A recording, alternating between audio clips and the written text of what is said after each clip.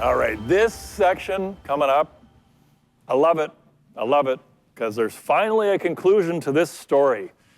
This story, is it 5? 4 years.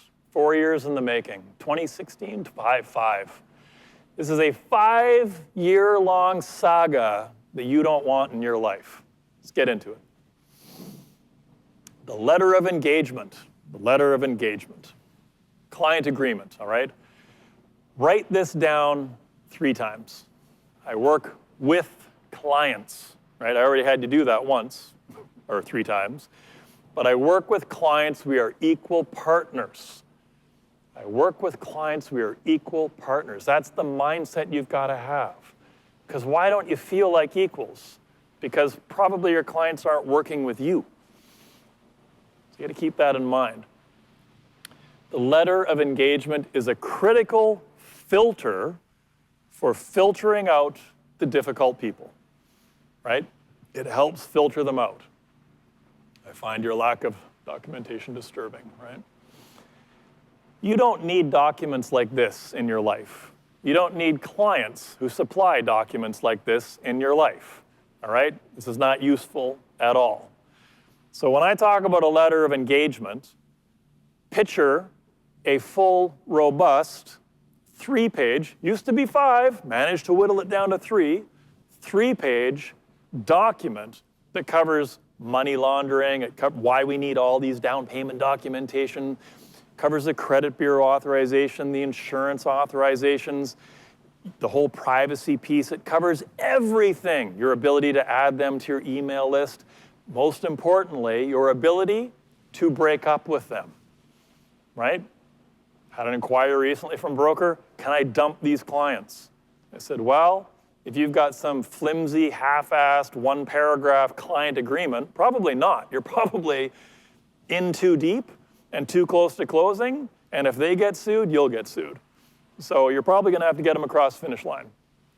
Unless you had a letter of engagement like the one we're gonna discuss, the one that I will forward out to you. Engage only once signed, all right? Little asterisks there.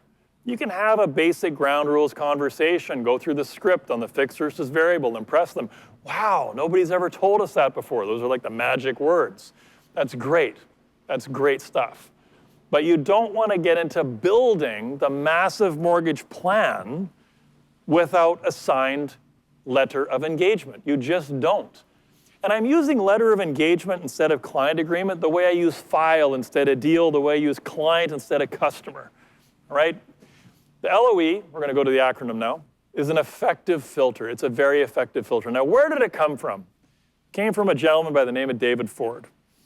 David and I were part of a little mastermind group. We got together pretty regularly. Miss those days, man.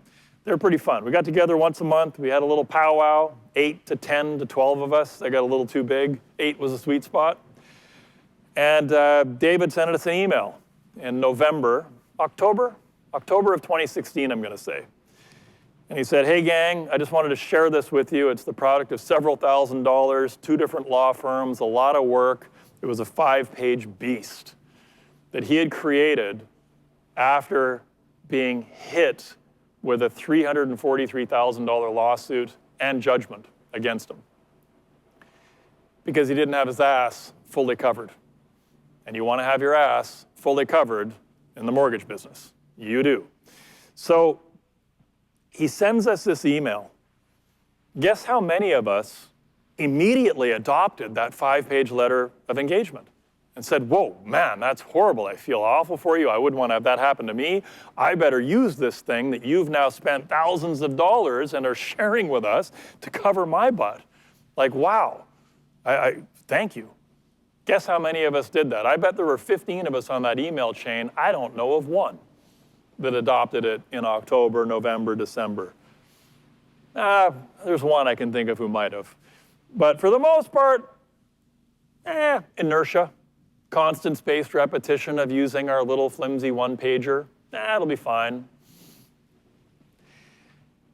Fast forward a few months, it's January 2017. I'm actually down at the 5-day Tony Robbins Business Mastery event. One time I've taken like 5 days out of my business in a row. It was a great event. I don't know if it was worth the entire spend, but I had somebody help me out and take care of me and get me down there, and it was phenomenal and totally worth going. But that's a digression. I'm down there, and what happens? I get a phone call from a client, and I won't unravel the whole scenario. Suffice it to say, it was craziness. I'd been asking and receiving nothing. And now we were bumping up against a date. It was a refi. What date? Well, interest rates had changed. And the cost on this very large mortgage was going to increase by about $50,000 if we didn't close within a couple of days. I wanted to break up with the client. I wanted to fire his ass. And I called a lawyer and I had a conversation about it and was advised that's a very bad idea.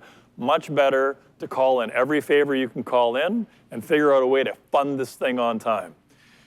Which I did, and it involved a whole series of small miracles. And it had a lot to do with having fed a lot of business to a lot of different people over the years and being able to leverage all those deposits in the relationship bank. And we got it across the finish line, and I saved my butt, but I came so close to being on the wrong end of writing a $50,000 check, because I would not have gone through the lawsuit nonsense. I would have been right, but I wouldn't have argued with him. It wouldn't have been worth it. He would have sued. It would have been long and drawn out. It would have been a huge emotional energy drain. I would have written a check for $50,000 in February of 2017 if I hadn't have had such great people that helped get that file across the finish line. But I immediately adopted this letter of engagement and moved forward with it. So watching someone actually get hit for 343 didn't motivate me. Nearly getting hit for 50 did. And so let's talk about David's story though. Like impact, right? I mean, I almost got impacted. I felt it. It was close. He got impacted, and that's why he changed. We shouldn't always have to wait for impact to change. 343 grand is impact. But the conclusion, at long last, just got it the other night from David. He said I could share it. The lawsuit ended 4 years later. 4 years of emotional energy being consumed by this thing.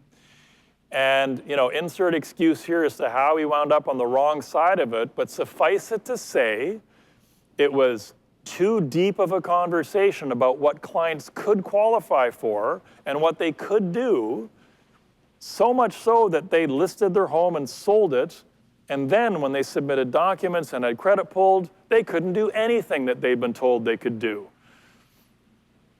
And their house had gone up $343,000 since they'd sold it, and they couldn't even buy back into the market. So that was the loss that they defined and locked in, and the courts accepted, and the court found against the professional in the equation, in the absence of evidence to the contrary. In the end, it wound up being a $50,000 payment to the claimants, and it cost $70,000 in legal fees. At least that was drawn out over a 4-year payment plan, so to speak. So that makes it a little easier to digest. And we're in a business where you can take a hit like that if you really have to. But again, the conclusion, a huge lesson, easily avoidable risk, and these are David's words, by the way, an easily avoidable risk via the engagement letter. We use it at our brokerage. It's uploaded internally on our intranet, and that's the engagement letter we use across the country. It's now reworded and used across the country. The language works in every province. It's a bonus in a couple provinces where they have their own document they want you to use. It's just one extra step. And what do you need to implement a 3-page letter of engagement? What do you need? You need confidence. And confidence is contagious. So if you've got the confidence to put that in front of the client, your confidence creates confidence in that client. It absolutely does. Confidence flows from knowledge, right? Confidence flows from knowledge. Knowledge flows from the experience. So I'm confident that we're not going to get too deep into a conversation about what's what until I have you sign this and I pull your credit and I have your documents. Only then can we really have a meaningful conversation. Implement it today, right? Don't have this guy's experience. Do not have, I didn't want to put his name in the slide, don't have Dave's experience. Don't wind up with that experience. Affect change before you get hit with the impact.